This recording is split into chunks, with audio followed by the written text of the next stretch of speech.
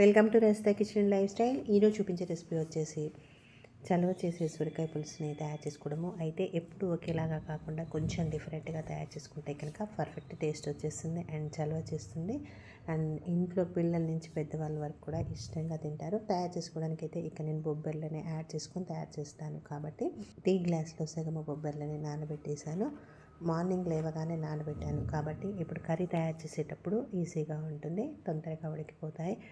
పెట్టిన బొబ్బర్లని అలా 5 నిమిషాల పాటు ఉడికించి స్టవ్ ఆఫ్ చేసుకొని చింతపండు పులుసుని తయారు చేస్తాం కాబట్టి పెద్ద నిమ్మకాయ సైజులో చింతపండుని తీసుకొని నానబెట్టాలి. అదేవిధంగా ఇప్పుడు కర్రీని తయారు చేసుకోవడానికి స్టవ్ వెలిగించి చిన్నపాటి కుక్కర్ని పెట్టుకొని 4 నుంచి 5 పావుల వరకు నూనెని వేసి కొన్ని ఆవాలు జీలకర్ర వేసిన తర్వాత పొడవుగా కట్ చేసిన ఆనియన్ని వేసుకోవాలి. ఇక్కడ పెద్ద సైజులో ఉన్న ఆనియన్ని తీసుకున్నాను.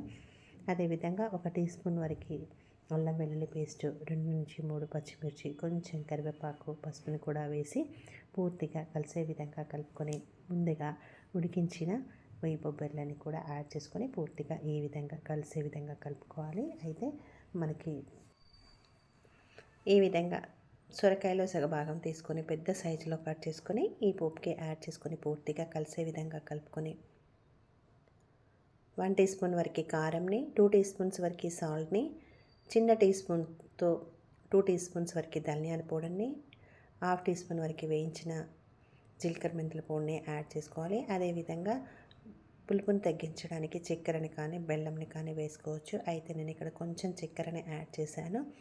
ఇప్పుడు కొంచెం వాటర్ని యాడ్ చేసుకొని కుక్కర్ మూతని పెట్టేసి ఒక విజిల్ వచ్చేంతవరకు ఉడికించాలి. ఎక్కువగా వాటర్ యాడ్ చేస్తే నీళ్ళుగా ఉంటుంది.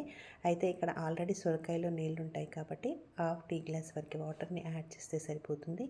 ఇప్పుడు స్టవ్ ఆఫ్ చేసుకొని పూర్తిగా స్టీమ్ అంతా పోయిన తర్వాత కుక్కర్ మూతని ఓపెన్ చేసి ముందుగా నానబెట్టిన చింతపండుకి 1 గ్లాస్ వరకు వాటర్ని యాడ్ చేసుకొని రసం తీసి ఈ రసంని ఈ పోపుకి యాడ్ చేసుకోవాలి.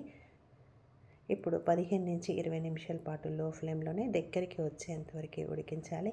ఈ విధంగా పులుసు అనేది కొంచెం చిక్కగా ఉంటేనే టేస్టీగా ఉంటుంది. కాబట్టి ఈ విధంగా 15 నుంచి 20 నిమిషాల పాటు ఉడికిస్తే ముక్కకి పులుపు అనేది పడుతుంది. ఇప్పుడు పూర్తిగా తయారైన తర్వాత కొత్తిమీరతో గార్నిష్ చేసుకొని స్టవ్ ఆఫ్ చేసుకుంటే ఎంతో రుచికరమైన సొరకాయ పులుసు రెడీ అవుతుంది. పిల్లల నుంచి పెద్దవాళ్ళ వరకు ఇష్టంగా తింటారు.